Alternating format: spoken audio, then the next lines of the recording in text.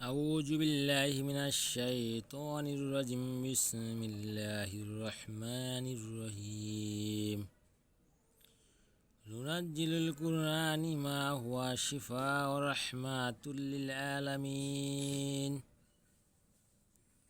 সকল প্রশংসা সেই রব্বুল আলামিনের, যে রব্বুল আলামিন আমাকে এবং সকল মানুষকে এবং সকল মাখলুকাতকে সৃষ্টি করেছে। সে রব্বুল আলামিনের প্রতি শুকরিয়া আদায় করি, সকলেই বলি আলহামদুলিল্লাহ। প্রিয় দর্শক ভাই ও বোনেরা, আজকে আমি আপনাদের মাঝে একটি গুরুত্বপূর্ণ তদবির নিয়ে হাজির হয়েছি। এই গুরুত্বপূর্ণ তদবিরটি আমি মনে করি প্রত্যেকটা মানুষেরই দরকার এবং সকলেরই এই তদবিরটা শিখে রাখা দরকার। এটা একটি গুরুবিদ্যা, মন্ত্র এবং তদবির বলতে পারেন। এটা আমি নিজে শিখেছি। আজকে অনেক দিন পরে এই তদবিরটি আমি আপনাদের মাঝে নিয়ে হাজির হয়েছি। ইতিপূর্বে যে ভিডিওগুলো দিয়েছি এরকম কোনো তদবির আমি আপনাদের মাঝে দিইনি, আর এরকম তদবির কোনো ইউটিউব চ্যানেলেও পাবেন না। এবং এই তদবিরটি আপনি দেখবেন, শিখবেন, আর এই তদবির সম্পর্কে অবশ্যই জানবেন। এখানে অল্প কিছু কথা রয়েছে। এই তদবির দ্বারা কীভাবে আপনি আপনার কাজকে হাসিল করবেন, এখানে কিন্তু লেখা রয়েছে উপরে যে বিচার সালিশ মিটানোর তদবির।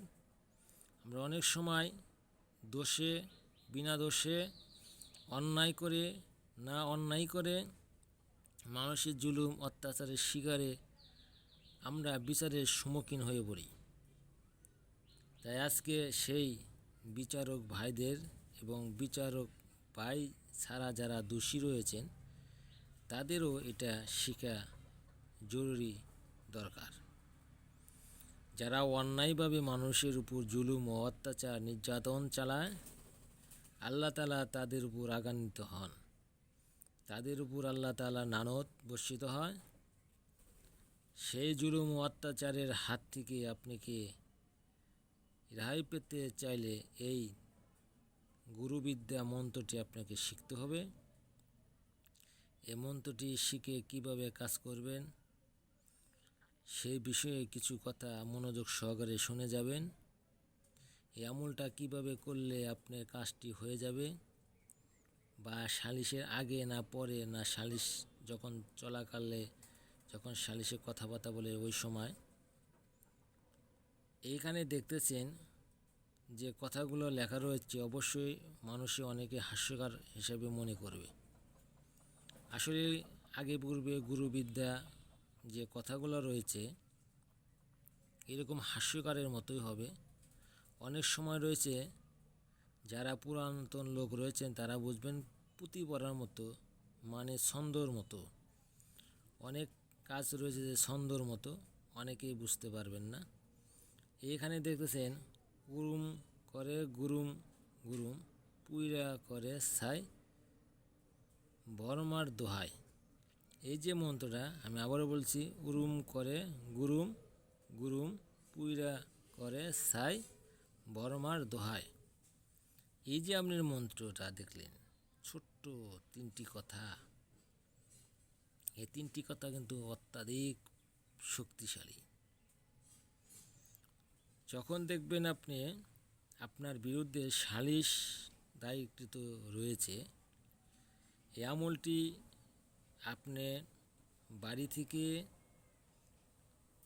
1000 বার পাঠ করে সালিশের দিকে রওনা দিবেন।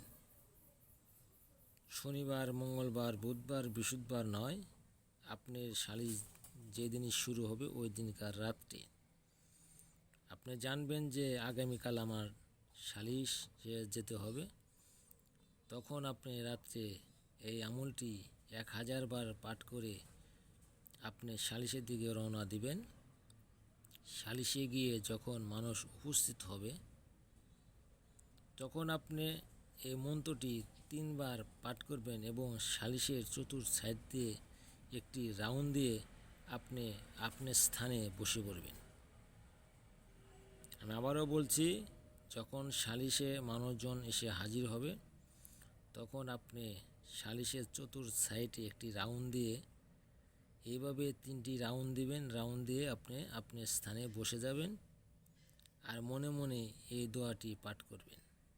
পাঠ করার ফলে আপনার সালিশ আপনার দিকেই রাইয়া পাবে, বিপক্ষ দোষী হয়ে যাবে। তাই আশা করি এই কাজটি অন্যায় যারা করেছে তাদের বিরুদ্ধের জন্য, যারা ন্যায় করেছে তাদের জন্য না, এবং এটা শিখে অন্যায়কারীকে অন্যায়ের দিকে ধাবিত করবেন, যারা ন্যায় তাদেরকে অন্যায়ের দিকে ধাবিত করলে আপনারা নিজেরাই গুনাহগার হবেন এবং পাপের ভার আপনাদেরকেই নিতে হবে।